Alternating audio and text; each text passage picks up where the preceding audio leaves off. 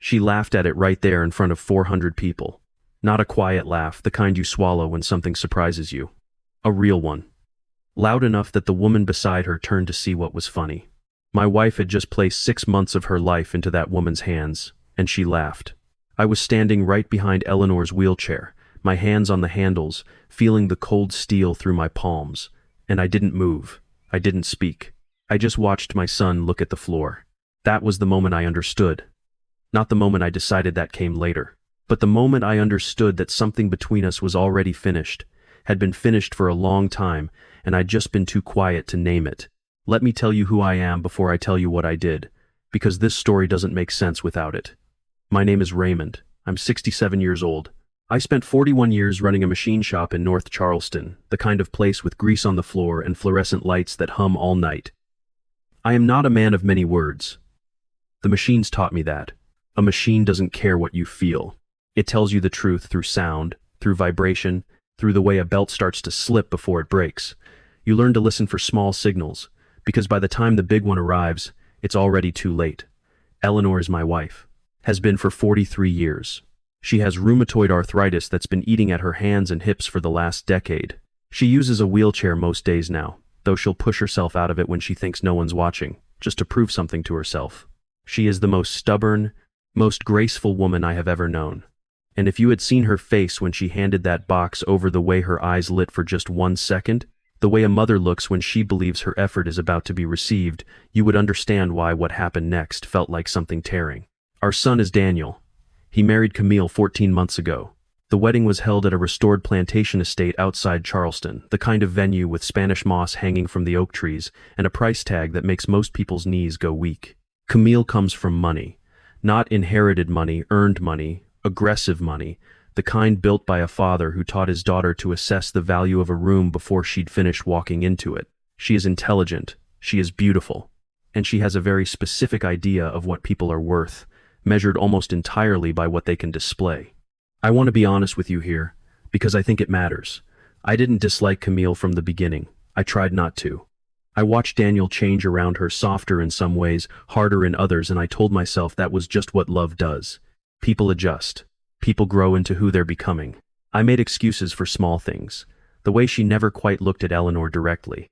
The way she'd redirect a conversation whenever the topic of the shop came up, as if work done with your hands was a detail best glossed over.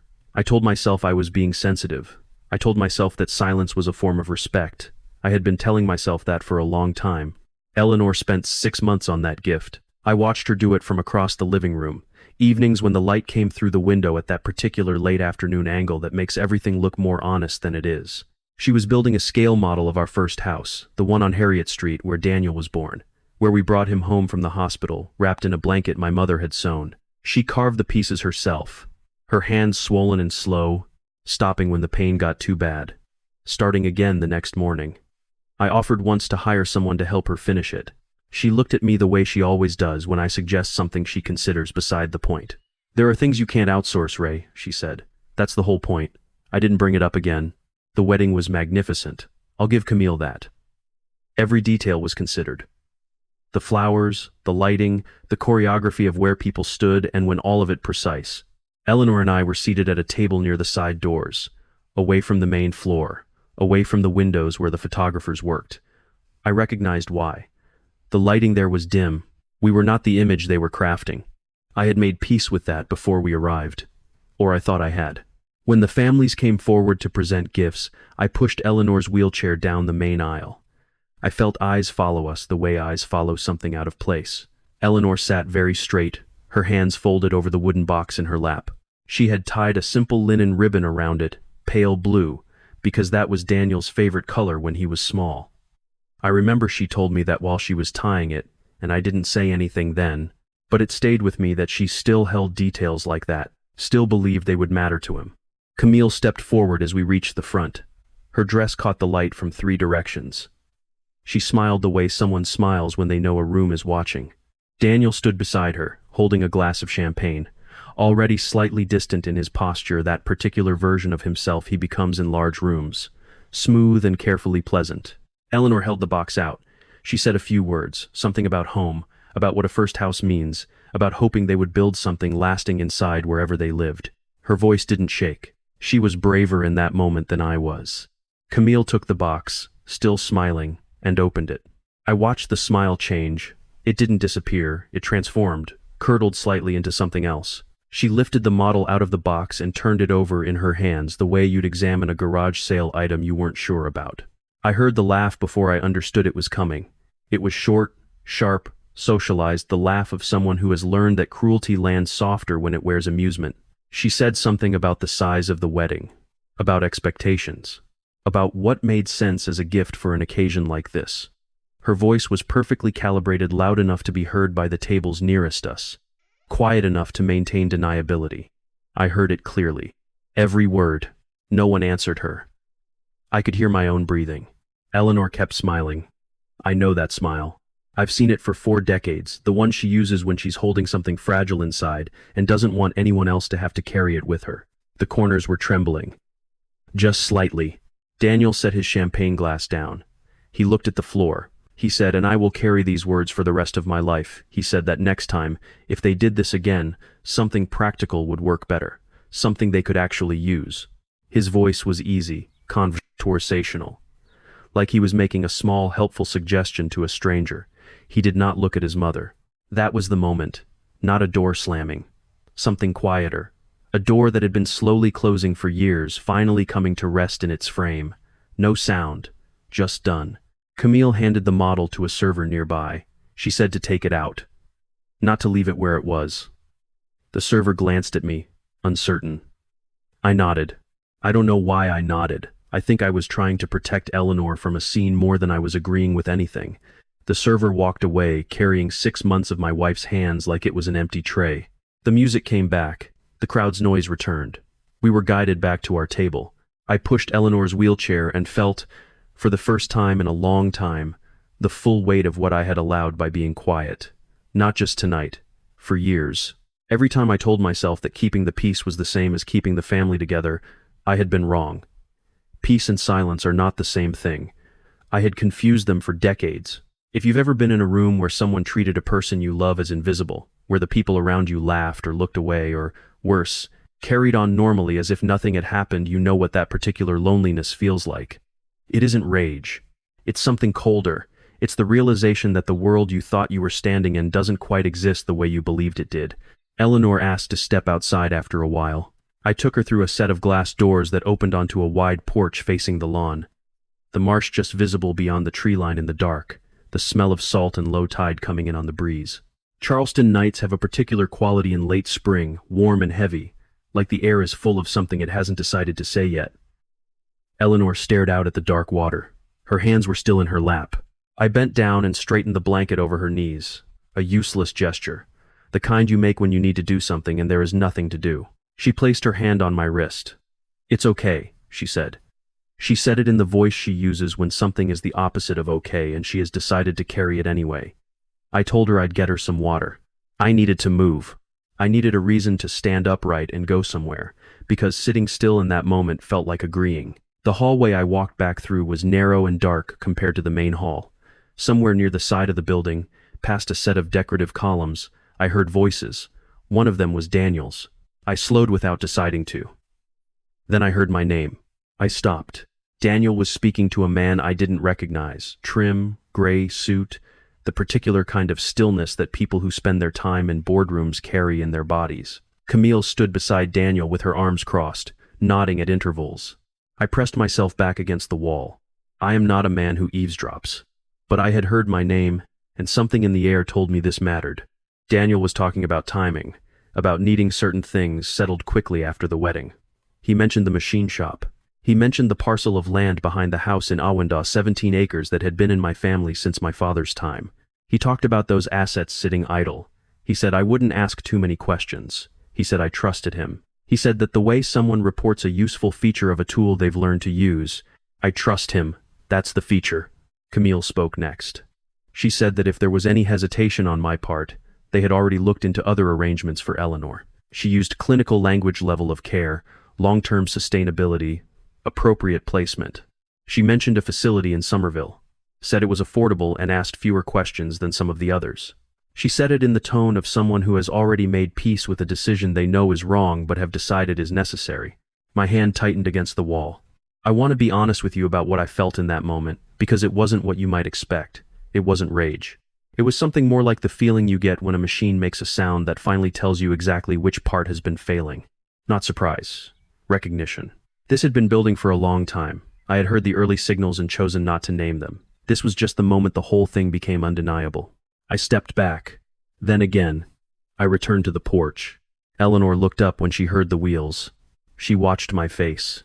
She didn't ask what was wrong immediately. She waited, the way she always has, patient in the way that only comes from decades of knowing someone's rhythms. When she finally asked, quietly, if something had happened, I shook my head. Not because nothing had happened. Because I wasn't ready to speak yet. I needed to think.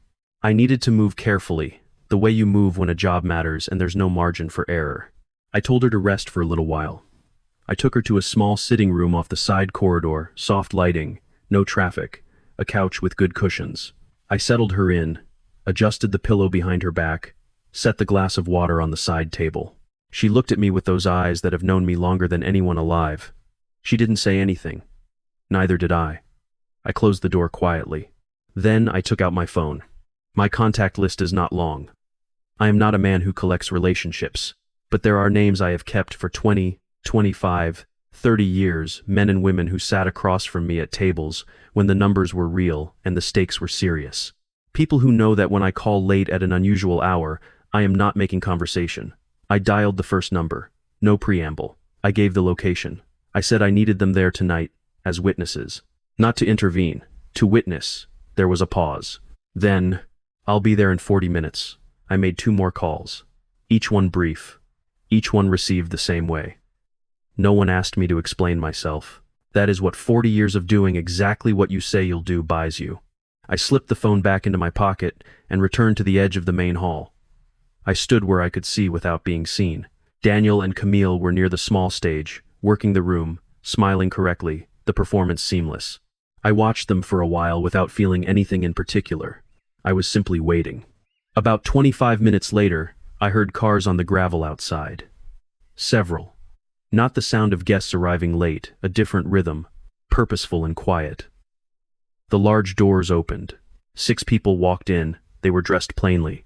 They moved without hurry and without uncertainty, scanning the room once, then orienting toward where I stood at the edge. Every one of them I knew well. We had built things together, signed things together, sat in rooms together where the decisions were real and the silence between words cost money. Daniel noticed them first. I saw it happen the moment his eyes found the group, calculated their quality from across the room, and decided they were important. He moved toward them. He has always had that instinct, to move toward importance. Camille adjusted her posture beside him. They crossed the floor together, Daniel's hand already extended. None of them took it. They walked past him the way water moves around, something fixed in a stream without acknowledgement, without explanation, with complete indifference. They stopped in front of me. One of them inclined his head slightly. Just enough. Mr. Caldwell, he said. We're ready when you are. I felt Daniel go still behind me. I didn't turn around. I didn't need to see his face. I already knew what was there. I asked a server to retrieve the gift that had been taken outside. My voice was level. The server moved immediately. Camille stepped forward. Her voice was controlled, but I could hear the effort in it. She asked who these people were. She asked in what context they were attending. No one answered her. They waited for me. She looked at Daniel. Daniel looked at me. I looked back at my son, really looked at him. He is 40 years old. He was not always the person standing in front of me now. I remembered a boy in the shop, 10 years old, following me between the machines, asking why one gear fit into another and not the other way around. I remembered teaching him that everything mechanical works because of tolerance, the precise gap between 2 parts that allows them to move together without grinding. Too much space and nothing connects.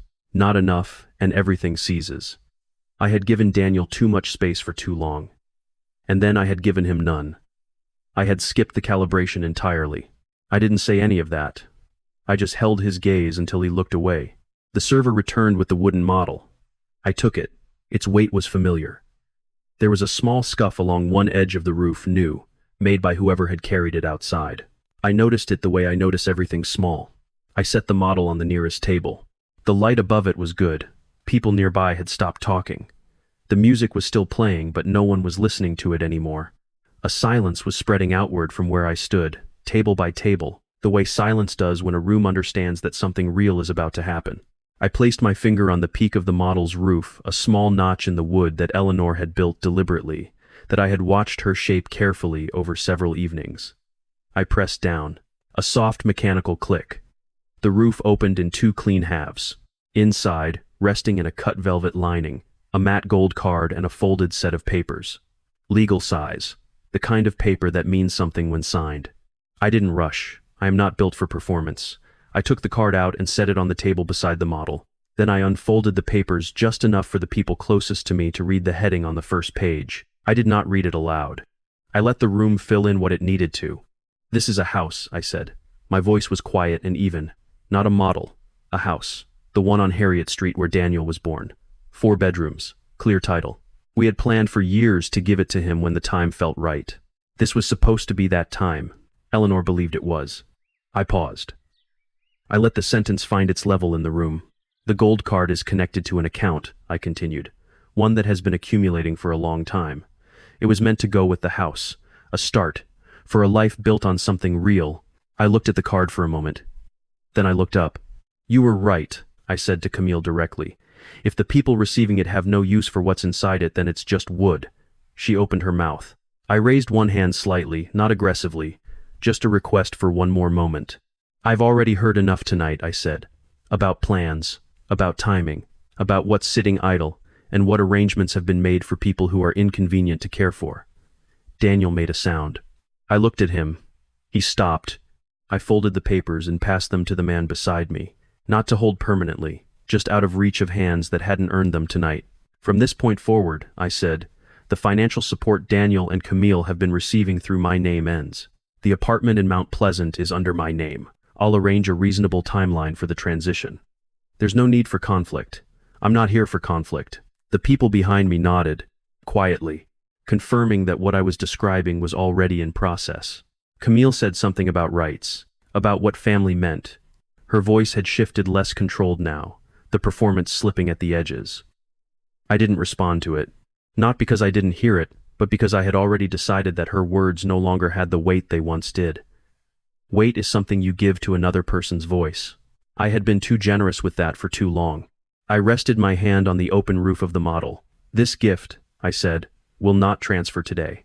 I'll be moving its value, the house, the account, to a foundation that supports elderly residents in the Low Country who have no advocate standing in a room for them. I will not be naming the foundation publicly tonight. Those who need to know already do." I closed the roof. The click was small and clean.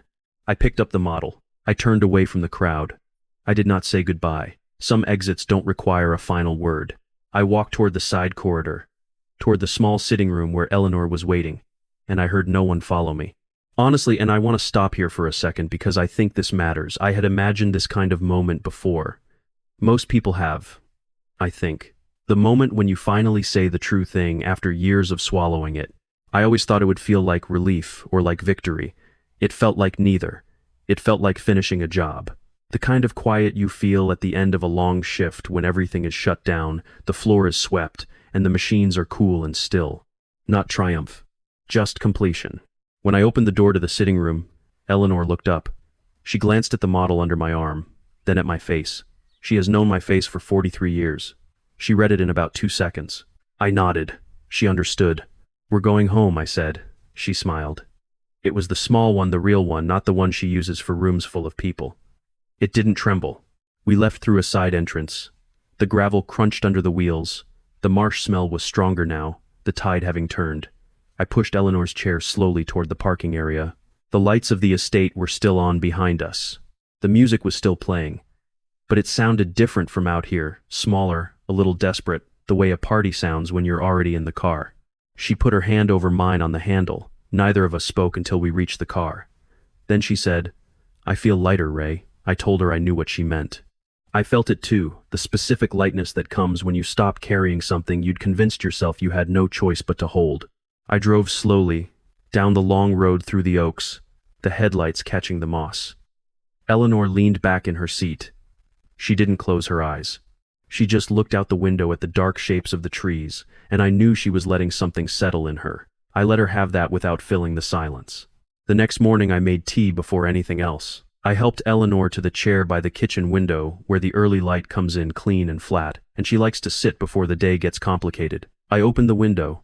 A mockingbird was doing what mockingbirds do, cycling through every song it had ever learned, not because anyone asked, just because it knew them. I sat with her for a while before I looked at my phone. There were 11 missed calls, a string of messages from different numbers, different tones, some confused, some urgent, some with the particular anxiety of people who suddenly need to reverse a plan that's already in motion.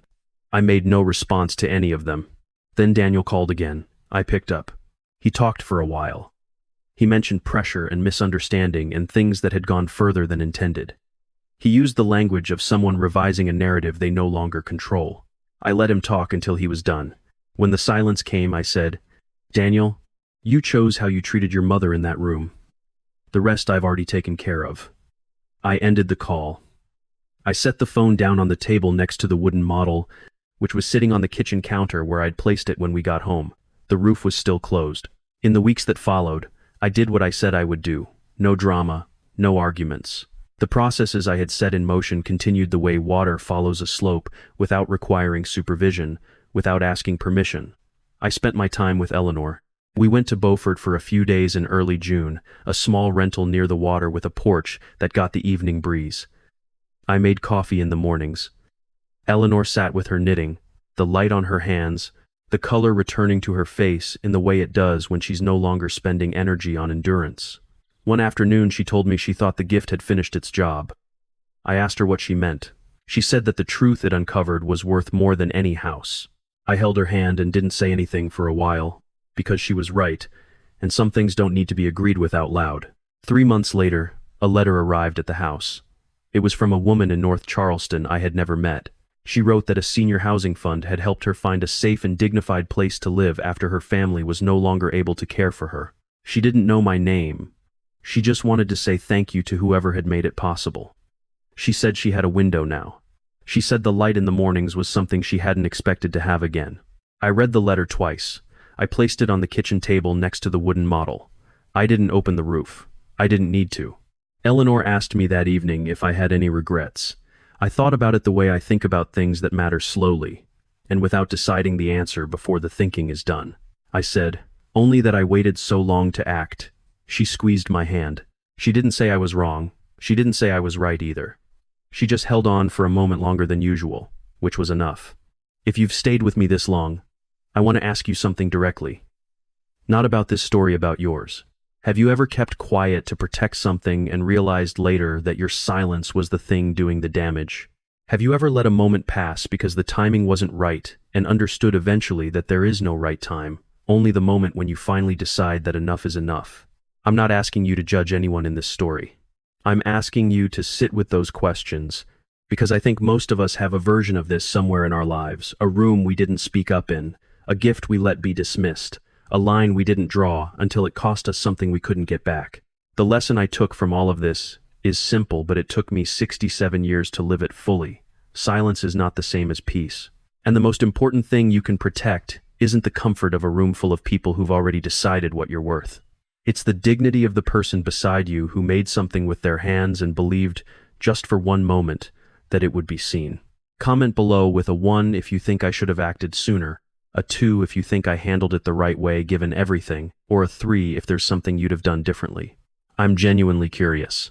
And tell me where you're watching from, what city, what time is it there right now? I read every one of these. If something in this story reminded you of something in your own life, I'd be honored to hear it.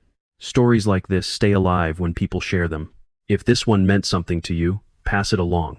And if you're not subscribed yet, I'd be grateful if you stayed. There are more of these to tell, and every one of them comes from a real place, even when the names have been changed. This is a fictional story inspired by real emotional experiences, fully rewritten and reimagined in Charleston, South Carolina to create original content. Any resemblance to real people or events is coincidental.